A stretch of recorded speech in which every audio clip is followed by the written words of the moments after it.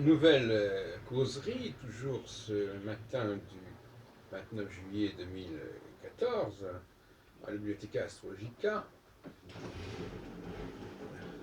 J'ai parlé précédemment dans d'autres vidéos de cette histoire du débat pour savoir si le début des choses était au printemps ou en été, en automne, le soir, le matin. En réalité, en réalité, euh, c'est un peu le problème de l'œuf et de la poule. Il est clair que tous les 3 ans et demi, il y a un changement important. Donc sur un cycle de 7 ans, à mi-chemin, si on considère la conjonction comme point de départ, à mi-chemin, il y a un nouveau cycle qui démarre, enfin une nouvelle phase qui démarre. Donc, que l'année soit divisée en 2 temps, ou la journée en 2 temps, n'a rien de surprenant. C'est même une réalité astrologique, je dirais presque. C'est-à-dire, effectivement, au bout de 6 mois ou au bout de 12 heures, il y a un basculement qui se produit au niveau de l'année ou au niveau de la journée. On pourrait en chercher un aussi au niveau du mois ou au niveau de la semaine.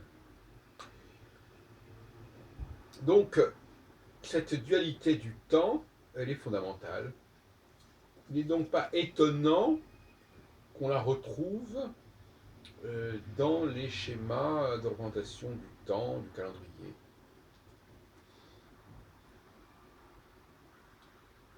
Le- Symboliquement, analogiquement, le fait que le jour se lève est significatif, et le fait que le jour se couche, que le soleil se couche, est également significatif. Le fait que ce soit l'automne est significatif, le fait que ce soit le printemps est significatif. Euh, bon, cela dit, il faut savoir de quoi on parle. Du moment que je dis la conjonction est en analogie avec l'automne et avec la tombée du jour, il n'y a pas de souci. Bon. Le souci, c'est quand on nous dit la conjonction est liée au printemps, au lever du jour. Parce que alors là, le référentiel cosmique, il ne fonctionne pas. Donc, philosophiquement, on peut transiger, mais quand on relie ces concepts, ces notions à des questions de temps précis dans le cosmos, il ne s'agit pas de se tromper.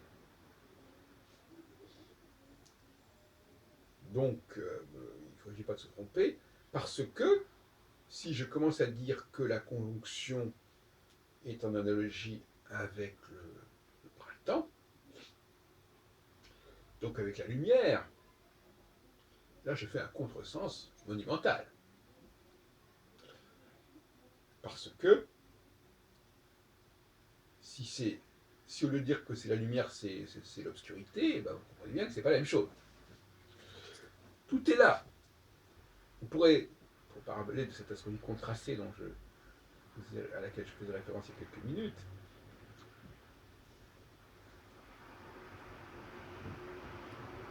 on a envie de savoir si la période qui vient, ou dans laquelle on se trouve, est diurne ou nocturne.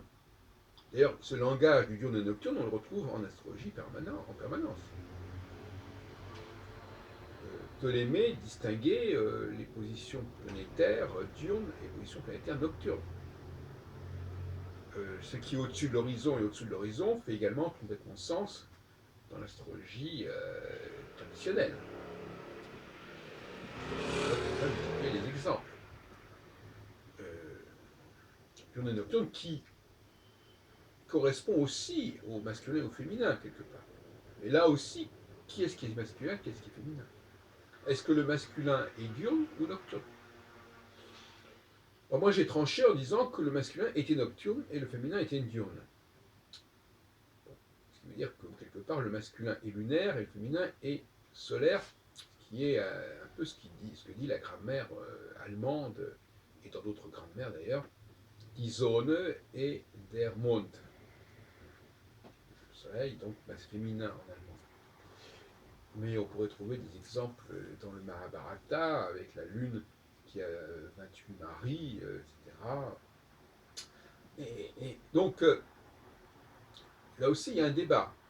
Mais le débat majeur, c'est est-ce que la conjonction, une configuration précise, c'est dans ça dont on parle en astrologie, est-ce elle est marqueur de diurne ou de nocturne? Et là, la prévision doit être tellement différente dans les deux cas qu'on ne devrait pas hésiter. Il faudrait pouvoir trancher. Maintenant, si on emploie un langage alambiqué, on risque de ne pas pouvoir trancher, bien évidemment. À ce moment-là, on noie le poisson. C'est le cas de le dire. Donc, je rappelais dans une précédente causerie que les Juifs posaient clairement, n'est-ce pas, que l'année commençait à l'automne et que la journée, si on peut dire, commençait au crépuscule. C'est-à-dire, on objectera que ça ne nous dit pas le contenu. C'est pour ça que je vous dis, il y a cette ambiguïté. Bon. Mais ce qui est clair, en tout cas, c'est que l'existence de ces deux versions, savoir que les choses peuvent commencer aussi bien à l'automne qu'au printemps, tout dépend de ce qu'on entend par commencer. On peut aller du général au particulier, ou du particulier au général. Contact.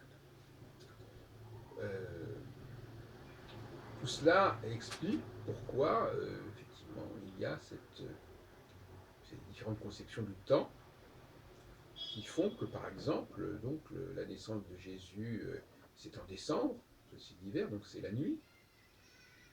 Le début de l'année qui s'est imposé finalement depuis la fin du XVIe siècle dans toute l'Europe chrétienne, c'est le mois de janvier, qui est également, évidemment, hivernal.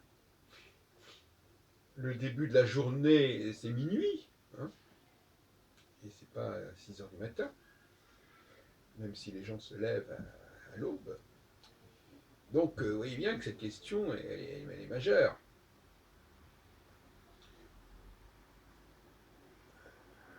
Une prévision astrologique, elle ne dit pas beaucoup plus que cela. Elle ne dit pas beaucoup plus que, attention, nous entrons dans une période diurne ou une période nocturne. C'est pas grand-chose, mais c'est fondamental. C'est absolument fondamental et ça suffit. C'est une condition nécessaire et suffisante pour que l'astrologie soit. Elle puisse dire cela. Maintenant, d'autres astrologues vont surenchérir en disant qu'on peut faire mieux, qu'on peut faire plus. Le malheur, c'est qu'en voulant faire mieux et faire plus, ils ne font pas le moins. C'est ça le problème. Comme on dit, qui fait le plus, qui fait le moins, ben non, justement. Ils vont proposer une extrême précision, mais en même temps, ils ne vont pas être capables de vous donner les grandes lignes. Hein, ça, c'est couru d'avance. Donc, méfions-nous. Donc, pour nous résumer sur cette question du diurne et du nocturne, le nocturne favorise la proximité,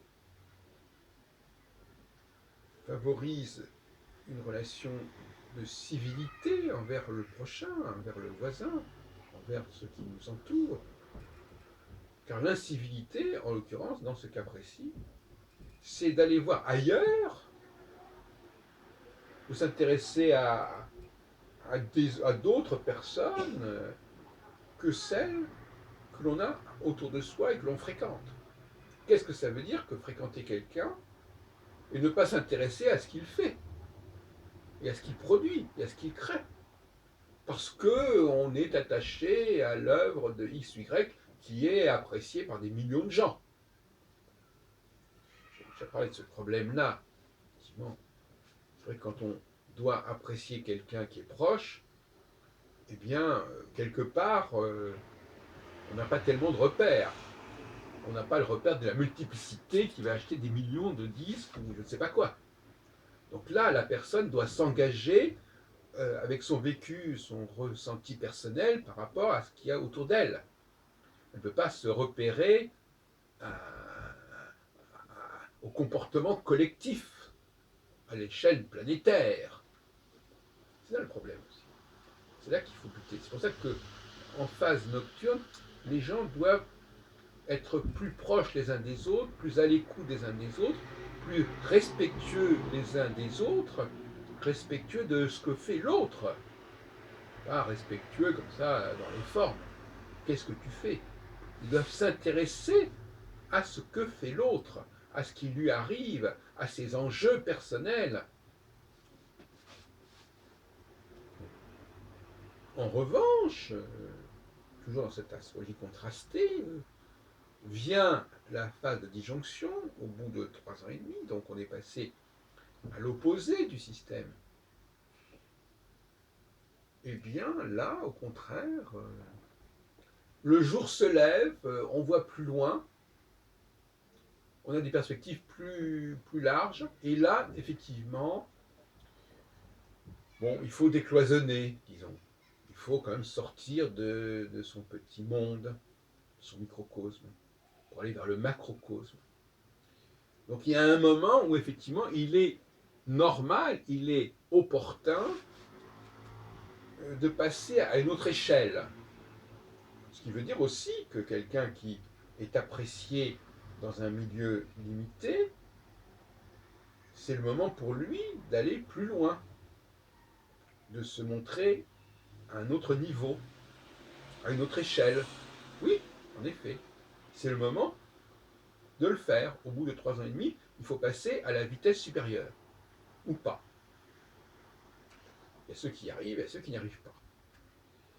Mais il y a un temps pour chaque chose. Il faut déjà naître, il faut déjà développer quelque chose et être couvé un petit peu, être encouragé par ses proches qui vous disent oui, ça va, continue, etc. Développe-toi. Et après, voler de ses propres ailes, la fameuse parabole de l'aigle, qui me paraît représenter justement le monde de la lumière.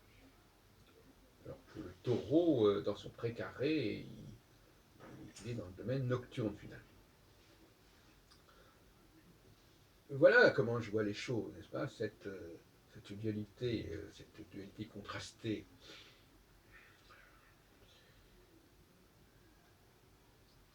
Il y a en effet des mœurs qui évoluent, des attitudes qui évoluent. Moi, je pense que l'astrologie prévoit des changements d'attitude. Dans un couple, l'attitude de l'un envers l'autre va changer au fur et à mesure que l'on passe d'une phase conjonctionnelle à une phase disjonctionnelle tous les 3 ans et demi, ou d'une phase disjonctionnelle à une phase conjonctionnelle. Ça doit être mesuré, ça doit être perceptible dans les rapports humains. Maintenant, que les femmes, par certains côtés, soient plus en phase avec la phase diurne qu'avec la phase nocturne, c'est possible. Parce que la phase nocturne, finalement, elle n'est jamais qu'une phase d'extension, d'expansion, de communication. La chose existe, l'œuvre existe, il faut la faire connaître. Il faut la faire connaître, il faut la démultiplier, il faut la répandre, et les femmes sont très fortes pour ça. Et elles sont plus fortes pour répandre, pour répercuter quelque chose, que pour produire la chose. N'oublions pas quand même que la naissance n'est jamais qu'un aboutissement, quelque chose qui est déclenché à la conception. Quand le produit est fini, quelque part, la phase de disjonction veut dire que le produit est fini. Il finit dans sa forme structurelle. Mais maintenant, il doit commencer une carrière pour se démultiplier, pour se dupliquer. Par exemple, on peut dire qu'une œuvre symphonique est finie et qu'après, elle a besoin d'interprètes, d'une multiplicité d'interprètes. Car on voit bien la différence. Le créateur, plus ou moins, est unique, mais ceux qui vont mettre en valeur sa création sont multiples, peuvent se démultiplier par des moyens qui sont notamment l'imprimerie, autrefois, en tout cas depuis l'époque de Gutenberg, depuis le XVe siècle, par d'autres moyens comme l'Internet, comme les vidéos, etc., films, photos, les médias. Ça, c'est l'affaire des femmes. Elles sont porteuses de quelque chose qui est plus ou moins déjà élaboré dans sa substance et qui maintenant est mûr pour circuler. Alors l'expression d'ailleurs me fait penser à des arbres fruitiers, n'est-ce pas?